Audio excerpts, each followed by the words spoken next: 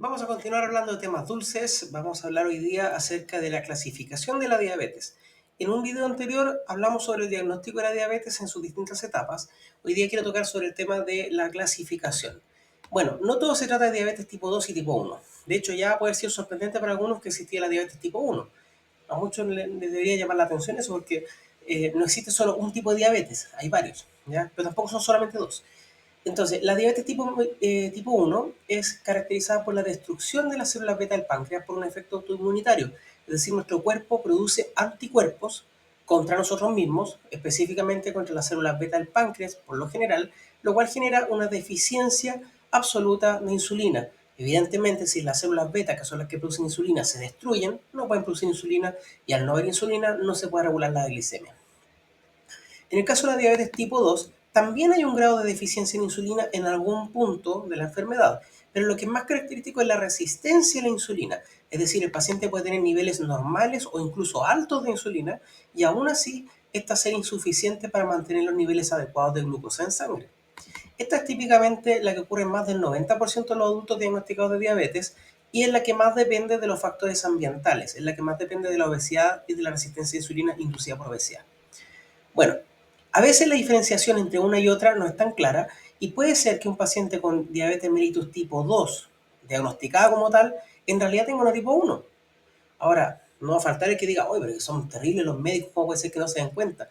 Pero es que realmente es sumamente difícil en algunos casos, porque, por ejemplo, puede ser que un tratamiento, o sea, perdón, que un paciente que se le diagnostica con valores relativamente bajos, o sea, bajos, con valores relativamente discretos, elevaciones discretas de la glicemia, se le deja tratamiento con metformina, que es un sensibilizador de la insulina, y resulta que no responde a nada. Después se le deja otro medicamento en conjunto y todavía no responde, y después se le hacen estudios de anticuerpos y se descubre que en realidad este paciente tenía anticuerpos contra la célula beta del páncreas y en realidad tiene una resistencia, o sea, tiene una deficiencia de insulina relativa por efecto de una enfermedad autoinmune.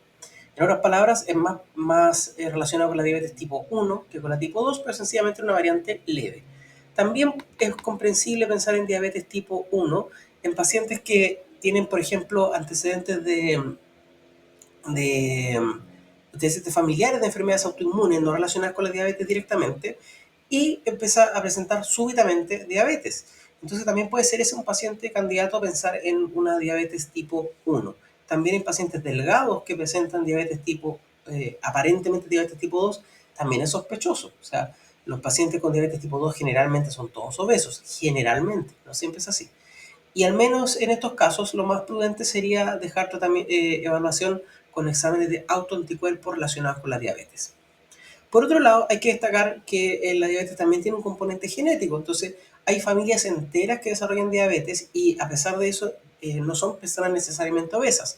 En esos casos son generalmente variantes genéticas de la diabetes, pero que en lo personal considero que no siempre es necesario investigarlo porque al fin de cuentas se manejan en base al objetivo de glicemia y en base a los medicamentos disponibles. No es como que haya un medicamento que modifique la genética, así que no voy a tenerme mucho en ese tema.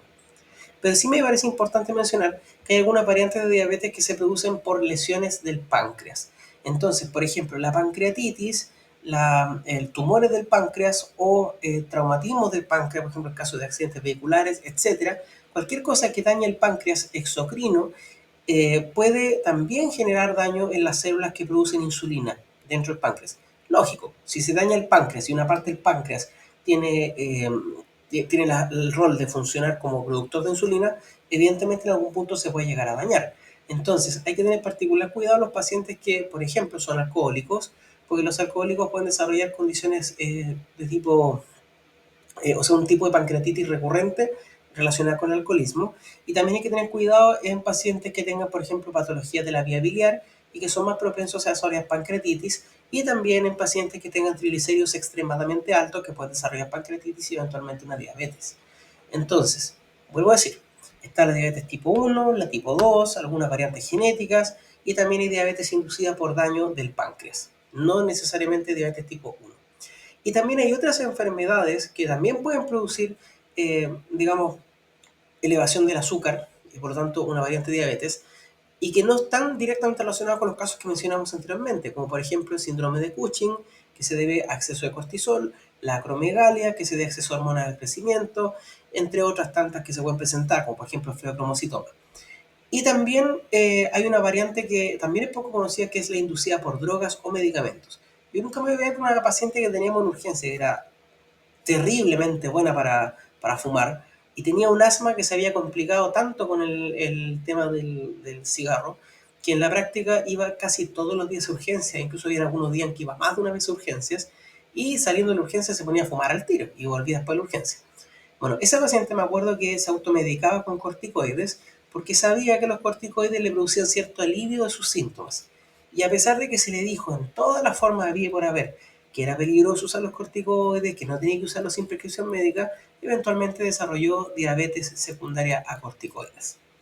Y la realidad es que los corticoides, si bien son muy buenos elementos para algún tratamiento de algunas enfermedades, sí que pueden inducir una diabetes relacionada a drogas. Lo mismo también pasa en algunos pacientes con VIH en tratamiento con antirretrovirales, ¿ya?